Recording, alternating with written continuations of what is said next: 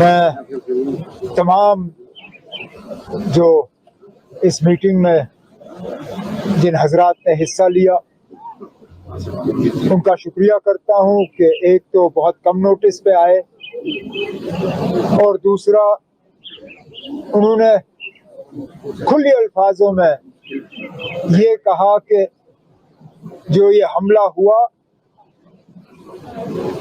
ये हमारे लिए नहीं था। It was not in our name. हम ना इसके साथ थे, ना है, ना आगे रहेंगे।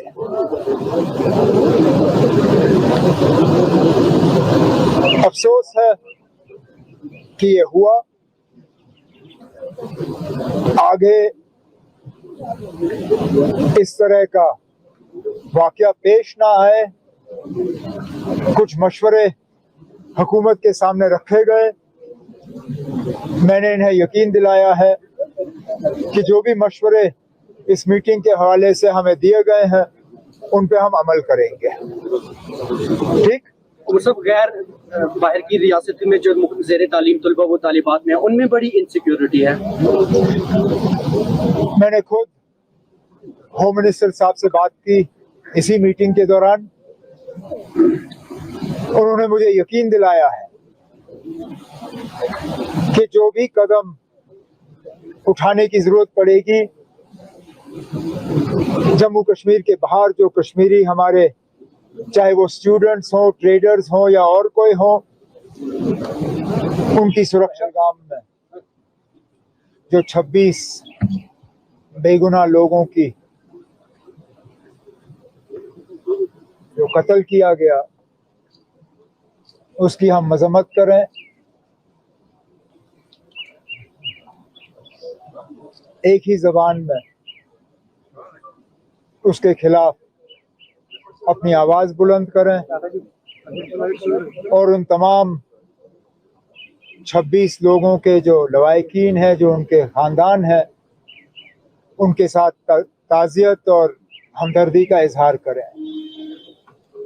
मैं तमाम जो इस मीटिंग में जिन हजरात ने हिस्सा लिया उनका शुक्रिया करता हूं कि एक तो बहुत कम नोटिस पे आए और दूसरा उन्होंने खुले अल्फाजों में ये कहा कि जो ये हमला हुआ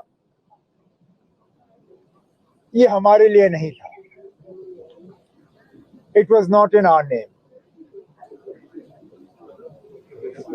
हम ना इसके साथ थे, ना है, ना आगे रहेंगे।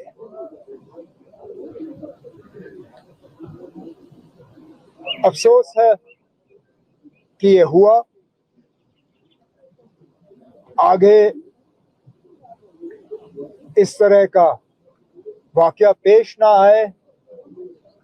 कुछ मशवरे हुकूमत के सामने रखे गए। मैंने इन्हें यकीन दिलाया है कि जो भी मशवरे इस मीटिंग के हवाले से हमें दिए गए हैं उन पे हम अमल करेंगे। ठीक, वो सब गैर बाहर की रियासत में जो ज़ेरे तालीम तलबा वो तालिबात में उनमें बड़ी इनसिक्योरिटी है। मैंने खुद होम मिनिस्टर साहब से बात की इसी मीटिंग के दौरान। उन्होंने मुझे यकीन दिलाया है कि जो भी कदम उठाने की जरूरत पड़ेगी, जम्मू कश्मीर के बाहर जो कश्मीरी हमारे, चाहे वो स्टूडेंट्स हों, ट्रेडर्स हों या और कोई हो, उनकी सुरक्षा के लिए, उनकी सिक्योरिटी और सेफ्टी के लिए वो कदम और इक़दाम उठाए जाएंगे। होम मिनिस्ट्री की तरफ से एक एडवाइजरी जारी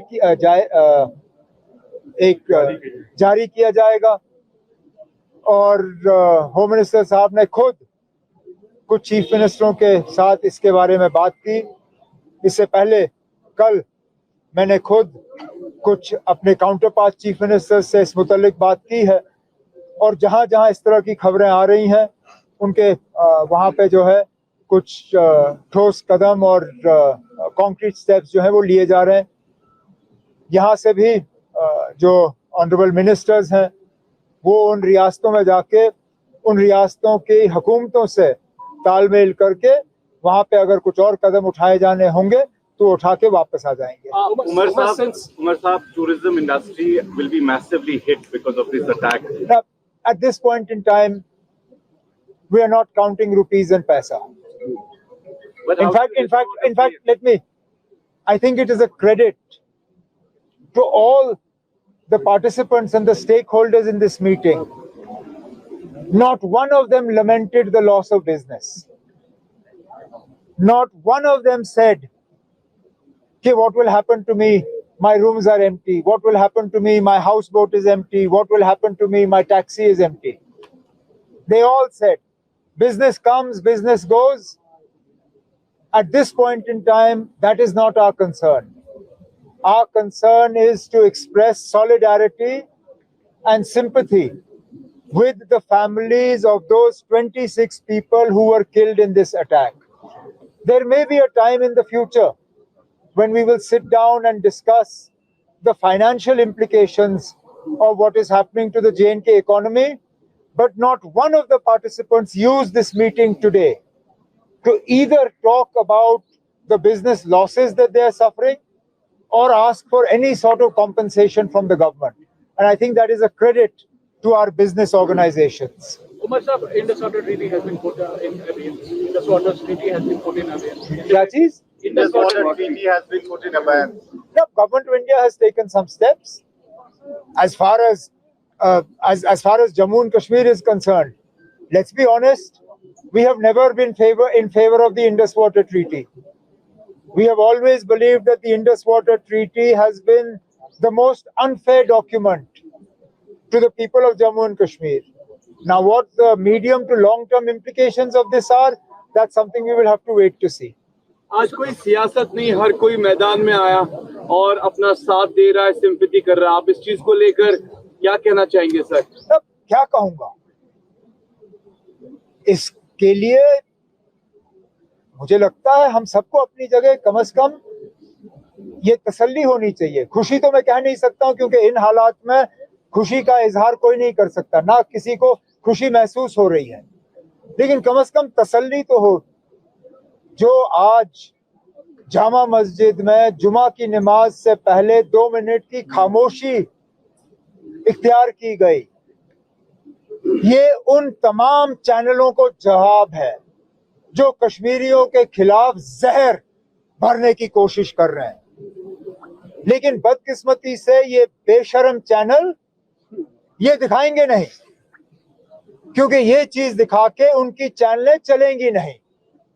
ये चैनल नफरत फैला के चलती हैं. काश ये चैनल जो हैं इनकी हिम्मत होती.